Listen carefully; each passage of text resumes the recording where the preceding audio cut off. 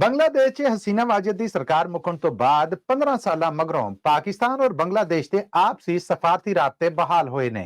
ਦੋਵੇਂ ਮੁਲਕਾਂ ਦੇ ਸੈਕਟਰੀ ਖਾਰਜਾ ਮਰਤਬੇ ਦੇ ਅਫਸਰਾਂ ਦੀ ਆਪਸੀ ਮੁਲਾਕਾਤ ਹੋਈ ਹੈ, ਜਿਹਦੇ ਤੋਂ ਬਾਅਦ ਬੰਗਲਾਦੇਸ਼ ਦੇ ਫੋਰਨ ਸੈਕਟਰੀ ਨੇ ਐਲਾਨ ਕੀਤਾ ਹੈ ਕਿ ਪਾਕਿਸਤਾਨੀ ਡਿਪਟੀ ਪ੍ਰਾਈਮ ਮਿਨਿਸਟਰ ਔਰ ਪਾਕਿਸਤਾਨ ਦੇ ਫੋਰਨ ਮਿਨਿਸਟਰ ਦਾ ਵੀ ਚਾਰਜ ਉਹਨਾਂ ਕੋਲ ਹੀ ਹੈ, ਇਸਾਕ ਡਾਰ ਹੋਣੇ।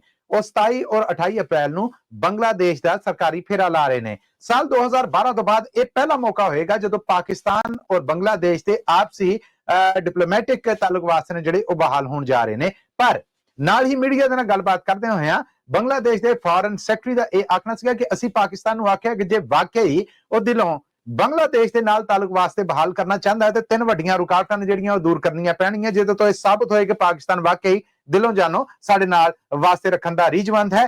ਪਹਿਲੀ ਜਿਹੜੀ ਮੰਗ ਰੱਖੀ ਗਈ ਹੈ ਉਹ ਇਹ ਹੈ ਕਿ ਪਾਕਿਸਤਾਨ 1971 ਦੀਆਂ ਸਾਰੀਆਂ ਕੀਤੀਆਂ ਦੇ ਉੱਤੇ ਅਵਾਮੀ ਤੌਰ ਤੇ ਮਾਫੀ ਮੰਗੇ। ਜੀ ਹਾਂ, ਬੰਗਲਾਦੇਸ਼ ਵੱਲੋਂ ਪਹਿਲੀ ਮੰਗ ਇਹ ਆਈ ਹੈ ਕਿ ਪਾਕਿਸਤਾਨ ਅਵਾਮੀ ਮਾਫੀ ਮੰਗੇ ਬੰਗਲਾਦੇਸ਼ ਤੋਂ। ਦੂਜੀ ਮੰਗ ਇਹ ਹੈ ਕਿ 1971 ਚ ਪਾਕਿਸਤਾਨ ਦੇ ਕੋਲ ਰਹਿ ਜਾਣ ਵਾਲਾ ਬੰਗਲਾਦੇਸ਼ ਦਾ ਜਿਹੜਾ ਹੱਕ ਹੈ ਉਸ ਮੱਧ ਦੇ ਵਿੱਚ ਬੰਗਲਾਦੇਸ਼ ਨੂੰ 4 ਅਰਬ 50 ਕਰੋੜ US ਡਾਲਰ ਨੇ ਜਿਹੜੇ ਉਹ ਦਿੱਤੇ ਜਾਣ।